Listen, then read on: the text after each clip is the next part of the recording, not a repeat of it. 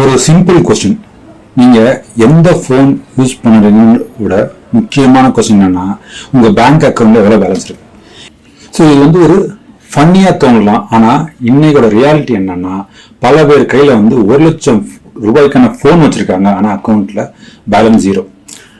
ஒரு scene imagine பண்ணி பாருங்க. ஒரு அம்மா வந்து ஒரு கோயிலுக்கு வெளியே வந்து பூ வித்துக்கிட்டு இருக்காங்க. தினமும் அவங்களோட வருமானம் அதை நம்பி தான் இருக்குது.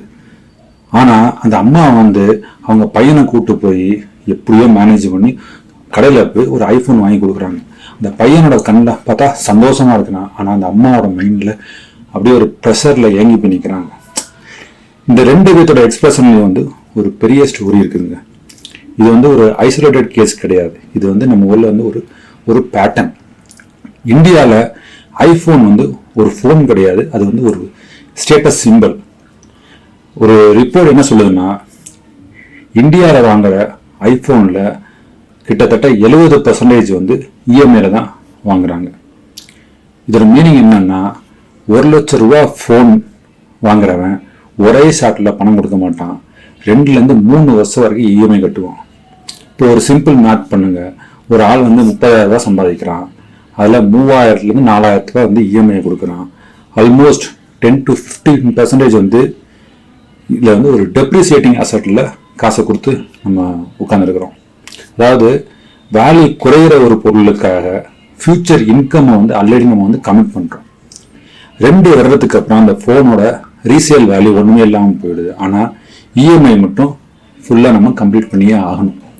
இதுதான் நம்மளோட drop bro starting point.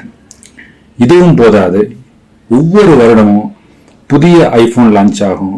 Launch ஆன உடனே ஒரு ஃபீலிங் வரும், நம்ம ஃபோன் வந்து பழைய ஃபோன் ஆயிடுச்சு. ஸோ இதுக்கு பேர்னா FOMO, fear of missing out. அதாவது நீங்கள் ஃபோன் யூஸ் பண்ணல, ஃபோன் வந்து உங்களை கண்ட்ரோல் பண்ணுது. இது ஃபோனுக்கு மட்டும் கிடையாது, இப்போ வந்து டிராவல் கூட இஎம்ஐல தான் எல்லாரும் போகிறாங்க. ஒரு ரிப்போர்ட் படி இந்தியாவில் ஒவ்வொரு 4 பேரில் ஒரு பேர் வந்து ஒரு ஆள் டிராவல் கூட இஎம்ஐல தான் பண்ணுறாங்க. அதில் 70% பேர் வந்து Tier 2, Tier 3 சிட்டிஸில் தான் போகிறாங்க. அதாவது இன்கம் ஹையாக இல்லாதவங்க வந்து அதிகமான ஒரு இஎம்ஐ ட்ராப்பில் மாட்டுறாங்க. இதுக்கு ரீசன் என்னன்னா சிம்பிள். இன்ஸ்டாகிராம். நீங்கள் டெய்லி என்ன பார்க்குறீங்க? ஃபாரின் ட்ரிப் போகிறாங்க, ஒரு லக்ஸரி காஃபேல உட்காந்து சாப்பிட்டுட்டு இருக்காங்க, ஒரு பிராண்டட் லைஃப் ஸ்டைலை காமிக்கிறாங்க, கன்சர்ட்ஸ்க்கு போகிறாங்க, அதை போட்டு ரீல்ஸ் போடுறாங்க. ஒரு ப்ராப்ளம் என்னன்னா, நம்ம பிரெயின் வந்து அப்சல்யூட் இன்கம்மை பார்க்காது, ரிலேட்டிவ் ஸ்டேட்டஸ் தான் பார்க்கும். உங்கள் ஃப்ரெண்டு ட்ரிப்பு போகிறான், நீங்கள் போகலன்னா ஆட்டோமேட்டிக்கலாக உங்களுக்கு தோன்றது என்னன்னா, நான் பின்னாடி போயிட்டேன்னா. இதுதான் ப்ரெஷர். இந்தியாவில் இன்னொரு லேயர் இருக்கு. அதாவது சக்சஸ் மட்டும் போதாது, அது வந்து விசிபிளாக இருக்கணும். எந்த கார், எந்த ஃபோன், எங்க டிராவல் எல்லாமே வந்து ஒரு சோசியல் சிக்னல். அதாவது நான் வந்து சக்சஸ்ஃபுல்னு சொல்லணும் இல்லை, மக்கள் என்னை வந்து சக்சஸ்ஃபுல்னு பார்க்கணும், அந்த மாதிரி ஆயிடுச்சு. இதுதான் ரியல் ஷிஃப்ட். இதோட எஃபெக்ட் வந்து நம்பர்ஸ்ல வந்து கிளீனாக தெரியுது. அதாவது இந்தியாவில் பார்த்தீங்கன்னா லாஸ்ட் இயர் வந்து எஸ்யூவி சேல்ஸ் 65% வந்து மார்க்கெட் கேப் ரீச் ஆயிருக்கு. அது டிரான்ஸ்போர்ட்டுக்காக கிடையாது, அது வந்து ஒரு ஐடென்டிட்டி. ஆனால் அந்த ஐடென்டிட்டிக்கு காஸ்ட் என்ன? EMI, fuel, maintenance, insurance. ஒரு சிம்பிள் ரூல் இருக்குங்க. அந்த இஎம்ஐ வந்து இன்கம்ல 40% கிராஸ் ஆயிடுச்சுன்னா நீங்க வந்து கார் வாங்கல, கார் தான் உங்களை வாங்கியிருக்குது. ஸோ இது வந்து ஒரு டேஞ்சரஸ் ஜோன். இப்போ இஎம்ஐ வந்து எல்லா இடத்துலையும் இருக்குது. ஃபோன் வாங்க இஎம்ஐ, ஷூஸ் வாங்க இஎம்ஐ, ட்ரிப்பு போகணும்னா இஎம்ஐ, ஒரு கன்சர்ட்டுக்கு போகணும்னா இஎம்ஐ, சாப்பாடு வாங்குறதுக்கு ஜொமேட்டோ ஸ்விக்கியில் வந்து பை நவ் பே லேட்டர், இல்லைன்னா அமேசான் பே லேட்டர். அதாவது பேசிக் நீடுக்கும் லக்ஸரிக்கும் டிஃப்ரென்ஸே இல்லாமல் போயிடுச்சு. இதோட இம்பேக்ட் என்னன்னா, 2020லேருந்து 2024 வரை வந்து கிரெடிட் கார்டோட என்பிஏ 500% இன்க்ரீஸ் ஆகிருக்குன்னு சொல்றாங்க. அதாவது மக்கள் லோன் எடுக்கிறாங்க, ஆனால் திருப்பி கட்டுறதில்லை. இதுதான் ரியல் கிரைசிஸ். இதெல்லாம் ஏன் நடக்குது? ஒரு ஃபேக் லைஃப் ஸ்டைல் ஃபாலோ பண்றதுக்காக. முன்னாடி நம்ம சைக்கிள் வாங்கினா கூட 100 தடவை யோசிச்சு தான் பேரண்ட்ஸ் கிட்ட பேசுவோம். இப்போ யங் பீப்புள் அது எமோஷனல் பிளாக்மெயில் பண்ண ஆரம்பிச்சிட்டாங்க.